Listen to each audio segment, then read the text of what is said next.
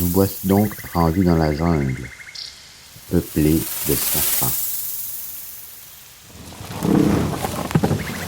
Il y a aussi des buffles, forts et tranquilles, qui peuvent boire de l'eau dans la Wingunga.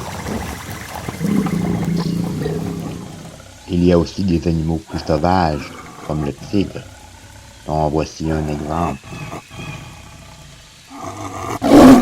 Avec de l'imagination, vous pouvez vous représenter le tigre sous une forme plus squelettique.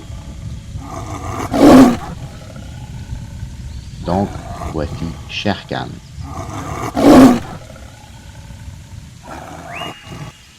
Il y a aussi de petits animaux rapaces, dont Tabaki le chacal.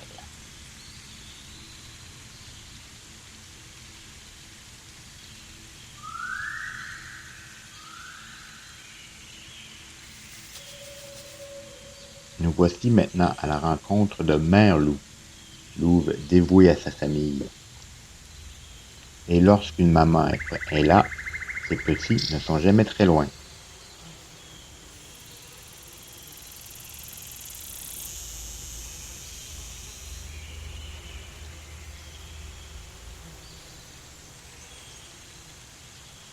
Il est 7 heures du soir et il fait très chaud sur les collines de Sigourney. Père Loup se réveille, se gratte et baille.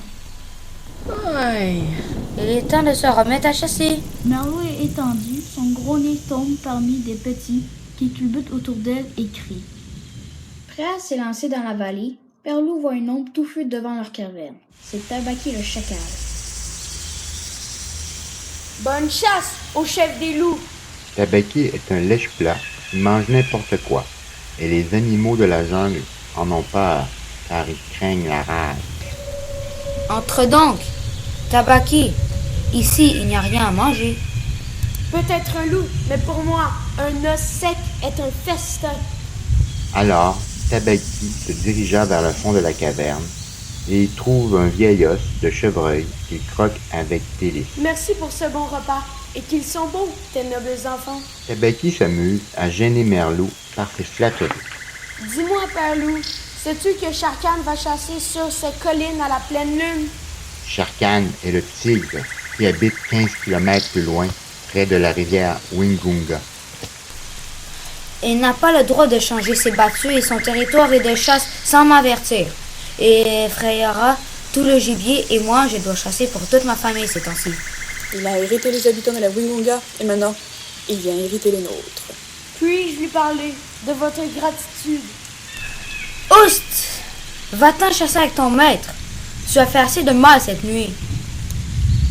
Je m'en vais, mais écoute, Shere Khan, dans les fourrés. L'imbécile! Travailler la nuit avec un vacarme pareil.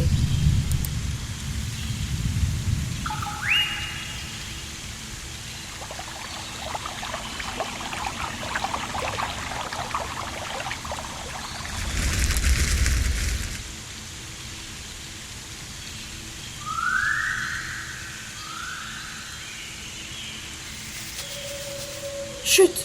C'est l'homme que Shere Khan chasse. L'homme! Fourbe!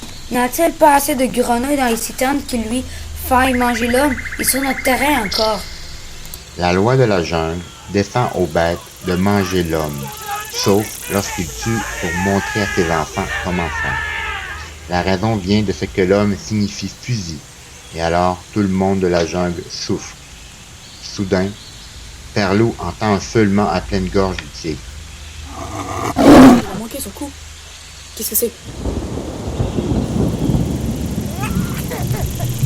L'imbécile a sauté sur un feu de bûcheron et Tabaki est avec lui. Un charbon sur la colline. Tiens-toi prêt. Un homme! Un petit homme! Le petit homme regarde Père Loup en face et se met à rire, pendant que celui-ci l'amène à Mère Loup. Un petit homme. Apporte-moi-le. Qu'il est mignon ce petit homme tout nu et tout rose. Il prend son repas avec les autres. Soudain, la lune se cache et l'obscurité s'amena. Shere Khan apparaît dans l'entrée de la caverne avec sa grosse tête qui bouchait toute l'ouverture et Tabaki est derrière lui. Monseigneur, il est entré ici. Tu nous as fait un grand honneur. Que veux-tu, Shere-Khan?